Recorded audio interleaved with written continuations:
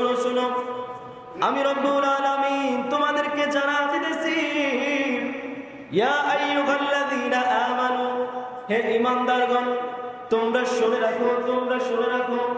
আল্লাহ পাক রব্বুল আলামিন ঈমানদারদেরকে ডাক দিয়েছেন, কোন বেঈমান, অমুসলিম, কাফের, বেদিনদেরকে ডাক দেন নাই। কারণ আল্লাহ পাক রব্বুল আলামিন জানেন কাফেরদেরকে ডাক দিলেও তারা মসজিদের মধ্যে আসবে না, তারা জুমার নামাজ পড়ার জন্য মসজিদের মধ্যে আসবে না।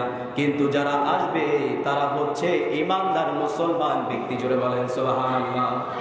এই জন্য আল্লাহ তাআলা পবিত্র কুরআনুল কারীমের মধ্যে জানা দিলেন, ইয়া আইয়ুহাল্লাযীনা আমানু, হে ঈমানদারগণ, ইযা নুদিয়া লিস-সালাহ, যখন তোমাদেরকে নামাজের জন্য আহ্বান করা হয়, যখন মুয়াজ্জিন তোমাদেরকে আযানের মাধ্যমে মসজিদে আসার জন্য আহ্বান করা হয়, মিয়াউমিল জুমআহ, অর্থাৎ এই জুমার নামাজের সময়। জোরে বলেন সুবহানাল্লাহ। শুধু তাই নয়, তাই নয়, তোমরা আল্লাহর শরণের দিকে বের হয়ে যাও। আল্লাহর শরণ করতে করতে তোমরা জুমার নামাজের মধ্যে চলে আসো। জোরে বলেন সুবহানাল্লাহ।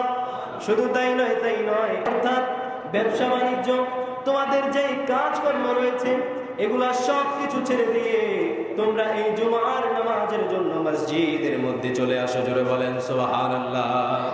যালিকুম খায়রুল লাকুম, অর্থাৎ এটাই হচ্ছে সর্বোত্তম কাজ দুনিয়ার জমিনের মধ্যে।